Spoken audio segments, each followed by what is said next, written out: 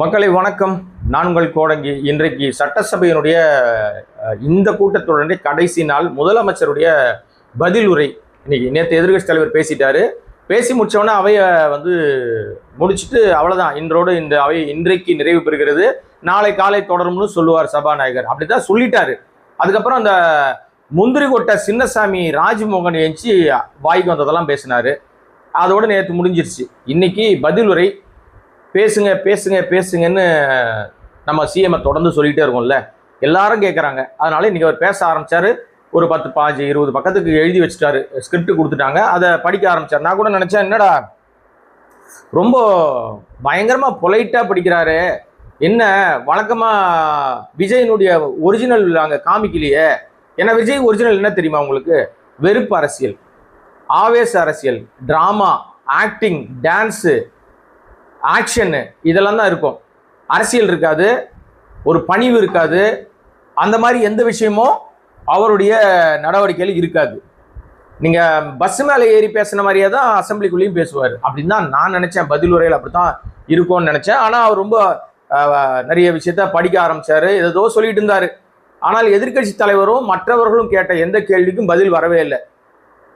மறுபடியும் அதே மாதிரி ஒரு பெரிய பொய்யை சொன்னார். என்ன பொய் அப்படின்னா, கரூர்ல நடந்த சம்பவத்துக்கு இவருக்கும் சம்பந்தமே இல்லையா, இவர் மேல பழி போட்டாங்களாம். அப்படியாக ஒரு பெரிய பச்சை பொய்யை மீண்டும் சட்டசபையில அவர் அதை பதிவு செஞ்சிருக்கிறார். ஏன்னா இப்ப அவர் பேசுறது அவை குறிப்பில் இடம்பெறும். அவை குறிப்பில் இடம்பெற்றால் இன்னும் 10 ஆண்டுகள் 100 ஆண்டுகள் கழிச்சாலும் அது ரெக்கார்டா இருக்கும்.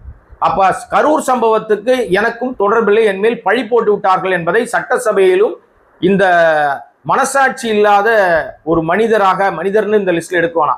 ஏன்னா அவர் கடவுளா வச்சுட்டாங்க, மனுஷன்ல இருந்து தூக்கி போட்டாங்க ஜோசப் விஜய். அதனால மனுஷன் கிடையாது, மனசாட்சியே கிடையாது, அதை கைட்டு எங்கேயோ வித்துட்டாரு. அப்படிப்பட்டவர் பொய் பரப்பி இருக்கிறார், பொய்யான தகவலை.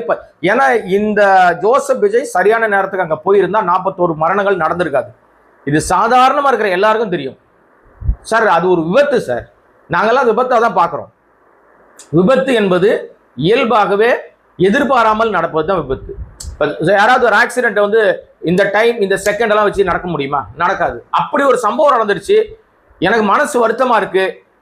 நானும் இதற்கு ஒரு தார்மீக காரணம். எங்கேயோ துபாயில கார் ரேஸ் ஓட்டிட்டு இருக்கிற அஜித் கூட சொல்றாரு, இந்த சம்பவத்துக்கு எனக்கு வருத்தமா இருக்கு, நானும் ஒரு காரணம், இந்த மாதிரி கூட்டங்கள்லாம் சேருது என்ன பார்க்க கூட அப்படின்னு சொல்லி வருத்தப்பட்டு பேசின விஷயங்கள்லாம் உண்டு.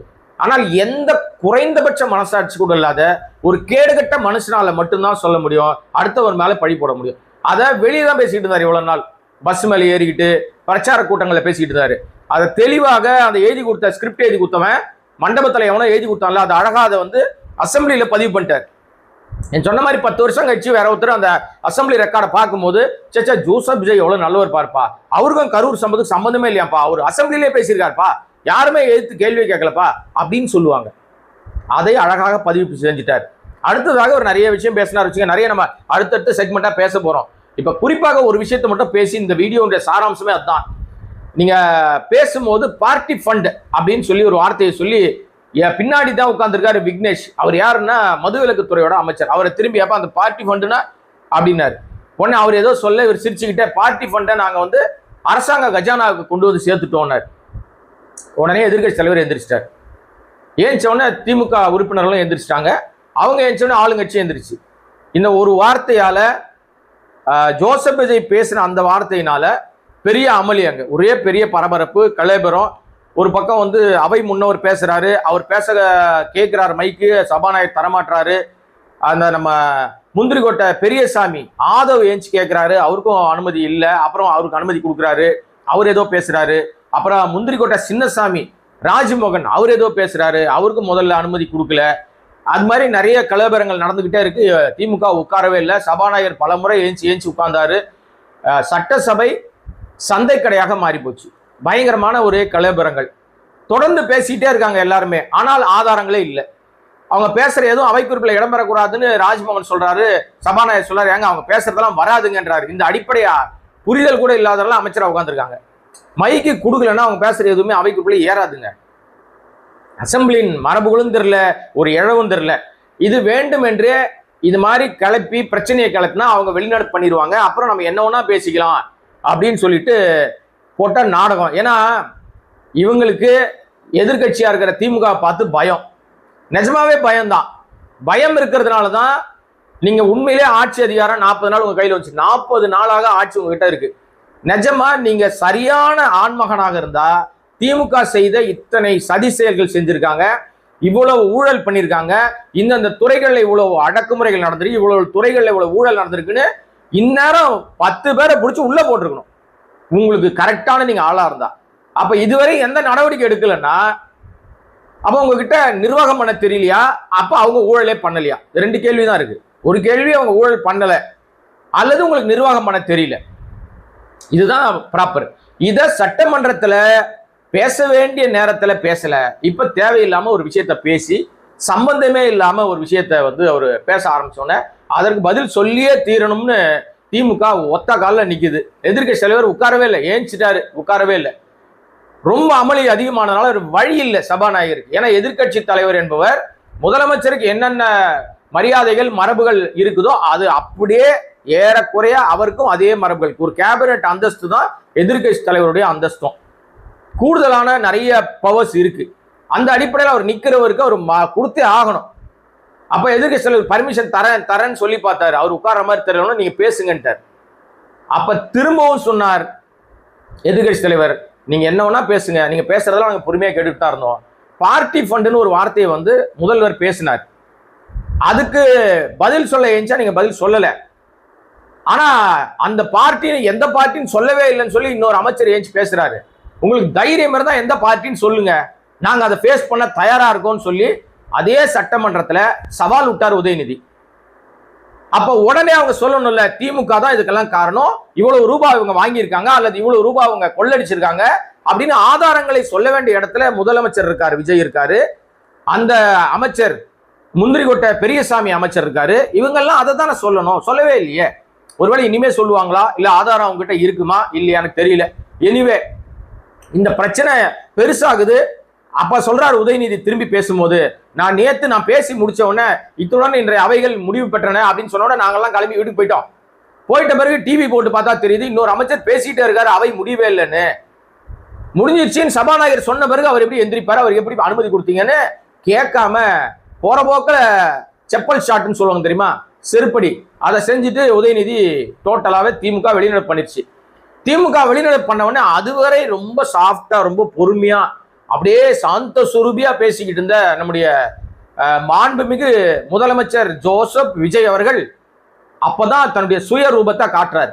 பஸ் மேல ஏறி பேசுவார் தெரியுமா உங்களுக்கு, ஒரு ஆவேசம், ஒரு பெரிய ஆத்திரம், கோபம் இருக்குல்ல, அது அப்படியே சட்டசபைக்குள்ளும் ஒலிக்க ஆரம்பிச்சது. சட்டசபையிலும் ஆவேசமா கத்துறாரு.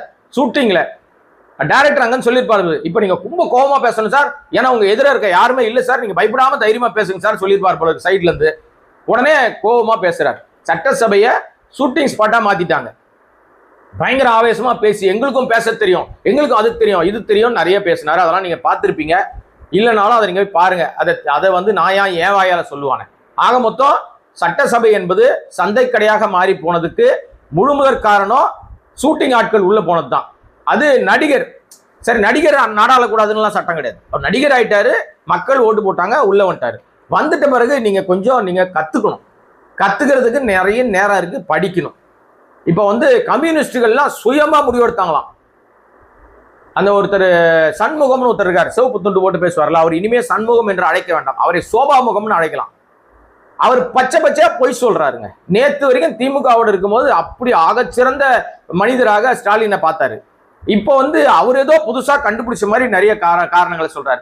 உண்மையிலேயே நீங்கள்லாம் வந்து உங்களுக்குலாம் எதுக்கு இந்த சிவப்பு துண்டு? சிகப்பு துண்டு என்பது வந்து ஒரு போராட்ட குணம் மிக்கவர்கள் போடுகிற விஷயம். உங்களுக்கு போராட்ட குணமே இல்லையப்பா. இந்த வெங்கடேசன் ஒரு எம்பி இருக்காரு, மதுரை எம்பி, இப்படி ஜால்ரா எம்பியா மாறி போயிடுவாருன்னு நான் எதிர்பார்க்கவே இல்லை. பச்சையா ஒருத்தர் பொய் சொல்லிட்டு இருக்காரு, பக்கத்துல உட்காந்துட்டு இல்ல இல்ல தேசிய கீதம் 2 முறை இல்ல 4 முறை கூட பாடலாம், அதெல்லாம் ஒன்றும் தப்பு இல்லைன்னு பேசிட்டு இருக்கிறாரு. ஆனா இவர் தான் ஆகச்சிறந்த எம்பியாக பாராட்டப்பட்டார் கொஞ்ச நாளைக்கு முன்னாடிலாம்.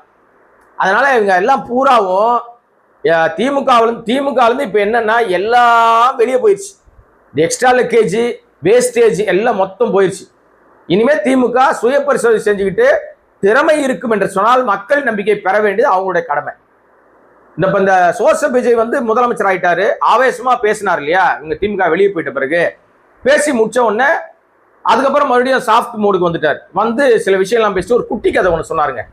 அந்த குட்டி கதையில ஒரு பையன் அவங்க அப்பாவை தேடிட்டு இருந்தானாம், ஒரு பெரியவர் தேடினாராம். அந்த பையன் கேட்டானா, என்ன பெரியவரே என்ன தேடுறீங்கன்னு. இல்லடா உங்க அப்பா இருப்பாரு, நீங்க தான் இருப்பாருன்னு சொன்னாங்க, அதான் தேடிட்டு இருக்கேன்னு. இது வந்து முழுக்க முழுக்க ஸ்டாலின் அவர்களுடைய தோல்வியை நக்கல் அடிக்கிற விஜயனுடைய ஆணவத்தினுடைய உச்சம்.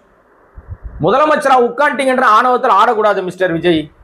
நீங்க விஜய் முதலமைச்சர் தான் நீங்க, ஆனா உங்க ஆணவத்தின் பேச்சுக்கு இதே மக்கள் செருப்பாளி அடிப்பாங்க, டெஃபினட்டா அடிப்பாங்க. ஏன்னா பதவி வரும்போது பணிவு வரணும்.